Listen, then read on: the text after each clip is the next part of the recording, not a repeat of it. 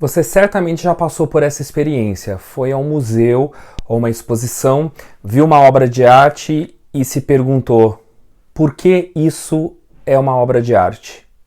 Então, nesse episódio, eu trouxe algumas obras de arte das mais importantes da história da humanidade e vou explicar um pouquinho para vocês por que isso é arte.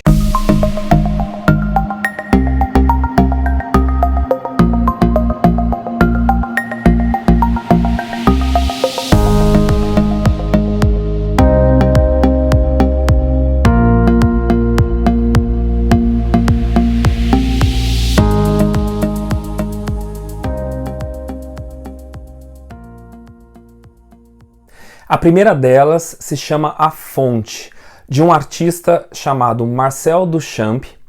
Esta obra revolucionou a história da arte, mudou os conceitos de arte a partir de então. É uma obra obrigatória no conhecimento de qualquer estudante ou apreciador de arte, mas nem sempre as pessoas entendem porque, afinal, um mictório é considerado uma obra de arte. O Duchamp inventou uma nova forma de escultura, a escolha de um objeto qualquer, produzido em massa, sem nenhum mérito estético óbvio, libertando, portanto, de sua finalidade funcional e dando a ele outro nome e mudando seu contexto.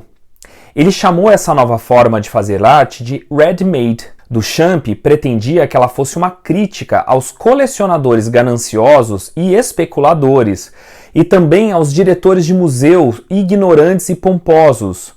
Ele queria questionar a própria noção do que era uma obra de arte, aquela decretada por acadêmicos e críticos. O Duchamp, com A Fonte, inverteu uma lógica secular da arte, porque até então o meio vinha primeiro, o papel, a madeira, a tela e depois o conceito, depois a ideia. O Duchamp inverteu isso. Ele primeiro teve a ideia, o conceito e escolheu o meio posteriormente. A obra foi detestada e ridicularizada na National Academy of Design.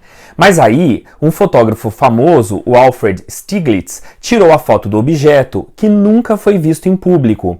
A foto dele foi uma espécie de endosso pela vanguarda artística da fonte.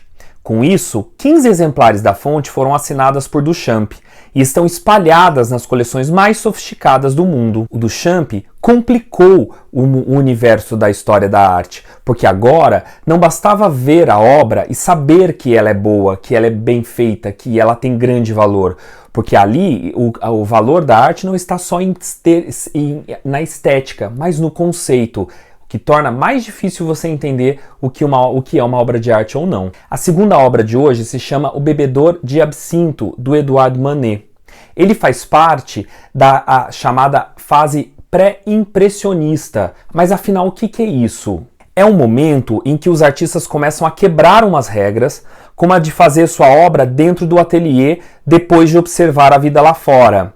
Agora, os artistas querem ficar ao ar livre, terminando lá suas pinturas da vida metropolitana moderna. Ao ar livre, a luz mudava o tempo todo. Agora, pinceladas urgentes, aplicadas com imprecisão, ocupam o lugar do refinamento estudado.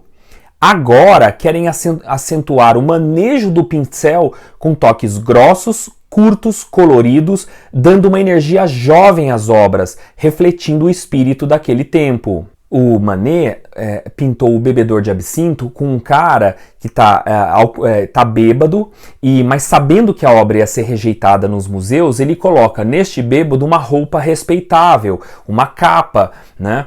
Mas esse cara, ele está refletindo os tempos da Europa naquele momento, a descrença, o medo de que algo muito ruim vai chegar. Na obra, o Manet retirou os detalhes finos, criou uma atmosfera com contrastes fortes. A obra, como toda de vanguarda, foi rejeitada, no caso, pelo Salão de Paris. Mas não teve jeito, o impressionismo estava chegando e ele veio para ficar. E ele ia mudar também a arte para sempre. A terceira obra que eu trouxe para você hoje se chama Impressão Sol Nascente, do Claude Monet. Adeus aos detalhes finos que se viam em obras anteriores. O Monet aqui queria unir forma, luz e atmosfera numa coisa só. dando a impressão do artista diante da realidade. A nitidez visual dá lugar à difusão subjetiva. A pintura chega quase ao ponto do fora de foco. Os elementos se dissolvem numa paisagem nebulosa, excitando a imaginação do espectador. Porque a obra do Monet é a obra de uma mão autoral. Ali você não vê apenas um retrato de uma realidade, você vê a mão do autor, a pincelada, o estilo do autor. Isso é uma das marcas mais importantes do impressionismo. A penúltima obra que eu vou trazer hoje é do meu pintor favorito. Para mim, ele foi o maior artista plástico, o maior pintor de todos os tempos. A obra se chama A Noite Estrelada, do gênio Vincent van Gogh. Chamado de pós-impressionista pelo crítico e curador Roger Fry, Van Gogh deu novos rumos ao que os artistas anteriores haviam feito e, sem dúvida, é um dos maiores, se não o maior gênio da pintura.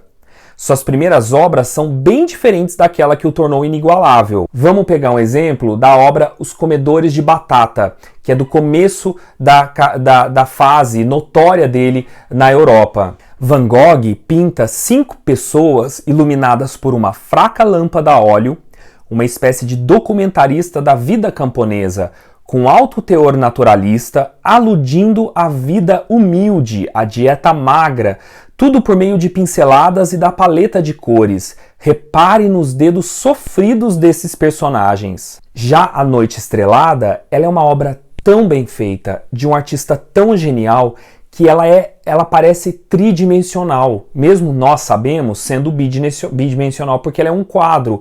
Ela é incrível em todos os seus detalhes. Com grandes grumos de óleo vivos e coloridos vistos de perto, o Rembrandt e o Velázquez já haviam usado essa técnica que se chama empastamento, mas o Van Gogh os dramatizou de uma forma imbatível.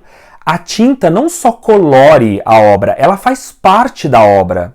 O Van Gogh queria ir a um mundo mais subjetivo, pintando com ele como ele se sentia ao ver aquilo.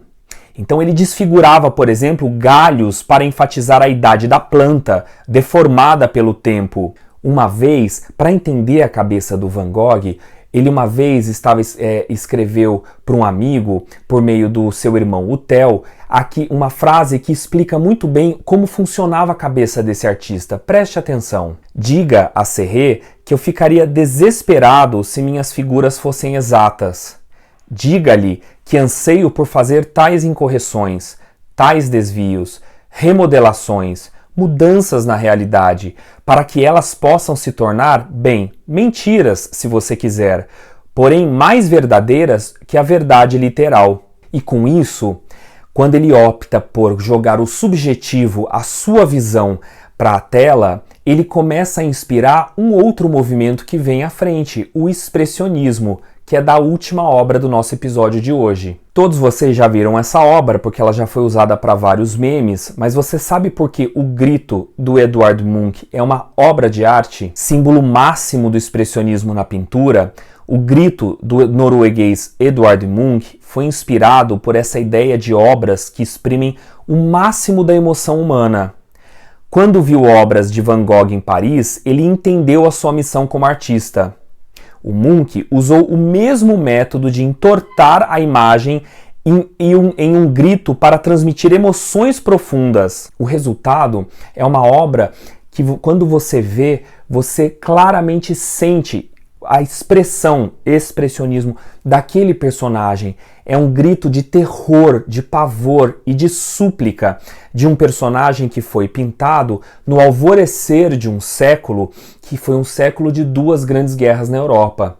O grito, ele parece premonitório, ele parece ser um grito daquilo que estava vindo da grande sombra fascista que ia dominar a Europa do ano de 1914 até o final, no meio dos anos 40. Bom, eu espero que você tenha gostado. Eu, por exemplo, adoro estudar e entender porque essas obras são consideradas grandes obras de arte. E é claro, a minha referência para esse episódio é uma obra que eu já tinha indicado aqui, é esse livro aqui, Isso é Arte, né, do Will Gompertz. É óbvio que existem outros livros, talvez até melhores do que esse, mas a maneira como o Will escreve é uma delícia, é facílimo de entender. Então, eu prometo que eu vou usar esse livro de inspiração para trazer outros episódios falando por que, afinal, essas obras são consideradas magníficas e obras de arte inigualáveis.